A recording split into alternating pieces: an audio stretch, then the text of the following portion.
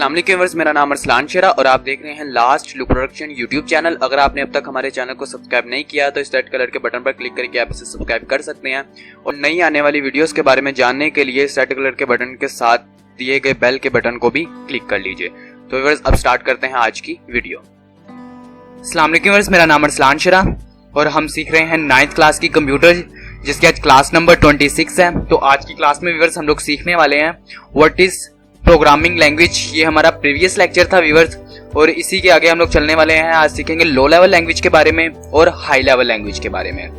Programming language के lecture में मैंने आपको क्लास में बताया था कि इसकी दो लैंग्वेजेस होती हैं जिनके जरिए इनको लिखा जाता है इन प्रोग्राम को, ठीक है। तो लो लेवल लैंग्वेज और हाई लेवल लैंग्वेज। तो आज हम लोग पढ़ते हैं लो लेवल लैंग्वेज के बारे में। तो आइए स्टार्ट करते हैं।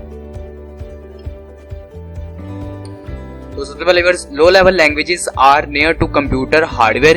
ये कंप्यूटर हार्डवेयर के बहुत ज्यादा करीब होती हैं low level languages, far from human languages, लेकिन इंसानों की जुबान से बहुत ही ज्यादा दूर होती है। यानी कि कंप्यूटर हार्डवेयर इस जुबान को अच्छी तरह से समझ सकते हैं लेकिन इंसान इस जुबान को नहीं समझ सकता।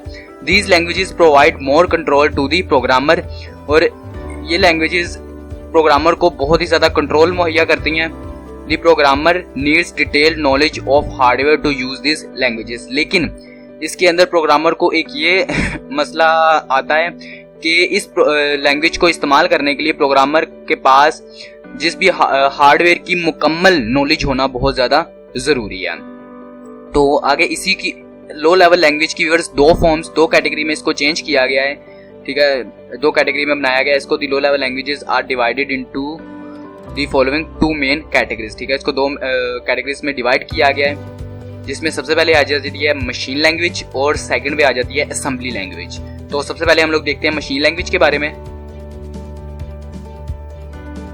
तो machine language words are type of language in which instructions are written in binary form is called machine language. इस टाइप की जुबानें की इंस्ट्रक्शन या प्रोग्राम बाइनरी में लिखा जाता है और इसको मशीन लैंग्वेज बोलते हैं, ठीक है। बाइनरी आप अच्छी तरह से जानते हैं, 0 और 1।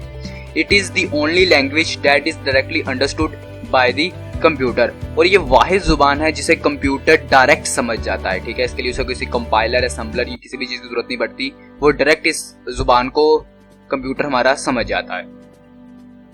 उसके बाद this process of written programs in machine language is very difficult. लेकिन इस प्रोग्राम इसके बनाए हुए प्रोग्राम्स को, ठीक है, प्रोसेस करवाना रिटन के राइटिंग के दौरान यानी कि लिखने के दौरान मशीन लैंग्वेज के बहुत ही ज्यादा मुश्किल है। It is very complex and time consuming, और ये बहुत ही ज्यादा पेचीदा और वक्त जाया करने वाली जुबान है। It is difficult to detect errors in such programs, और हमारे लिखे गए प्रोग्राम्स में अगर कोई एरर आ जाता है तो उस एरर को तलाश करना और सही करना बहुत ही ज्यादा मुश्किल है। तो इसके बाद असेंबली लैंग्वेज को देखते हैं हम लोग, इसकी दूसरी कैटेगरी को। Assembly language is second generation language. Assembly language को सेकंड जनरेशन लैंग्वेज कहा जाता है। It is close to the machine language, ठीक है। ये मशीन लैंग्वेज के बहुत ही ज्यादा करीब है। It is 1 step higher than machine language, और मशीन लैंग्वेज से एक कदम आगे है, ठीक है। यानी कि ये थोड़ी मशीन लैंग्वेज से थोड़ी एडवांस लेवल की है। The program is in assembly language are written by using short names known as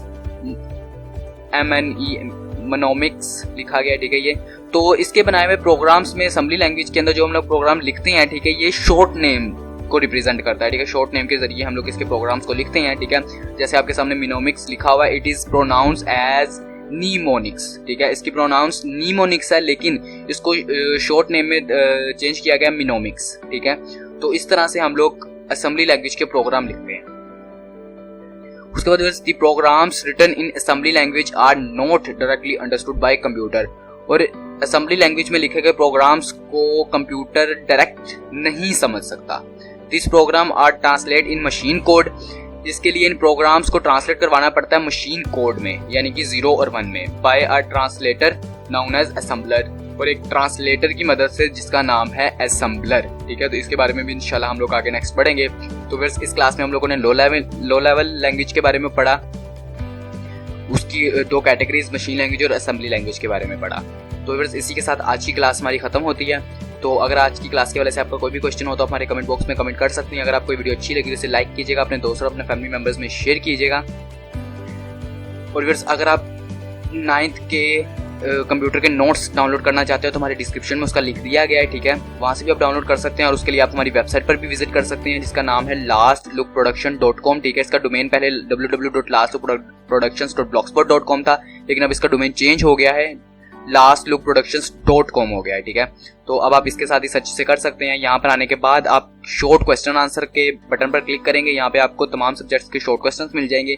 यहाँ पर आके आपने 9th कंप्यूटर सेलेक्ट करना है, ठीक है। इसको करते ही आपके सामने यहाँ पर ये पेज ओपन होगा, यहाँ पर आपको तमाम के तमाम चैप्टर्स के शॉर्ट क्वेश्चंस मिल जाएंगे। तो अभी हम लोग फर्स्ट चैप्टर पढ़ रहे हैं, तो इसके लिए आपको फर्स्ट चैप्टर के नोट्स दिए गए हैं यहाँ पर।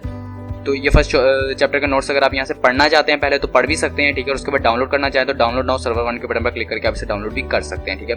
व्यूअर्स, अगर आपको हमारी वेबसाइट पर किसी भी तरह का एरर नजर आता है या किसी लिंक में या किसी डाउनलोड बटन में आपको एरर नजर आए या एरर मिले तो हर पोस्ट के नीचे कमेंट बॉक्स दिया गया, यहाँ पर आप उस पोस्ट का नाम या उस एरर का नाम लिखकर यहाँ पे हमें कमेंट कर सकते हैं। तो इंशाल्लाह उस लिंक को आपके इस्तेमाल के काबिल दोबारा बना दिया जाएगा। तो व्यूअर्स, अपना ख्याल रखिएगा, अपनी दुआओं में हमें याद रखिएगा। मिलेंगे नेक्स्ट क्लास में। खुदा हाफिज।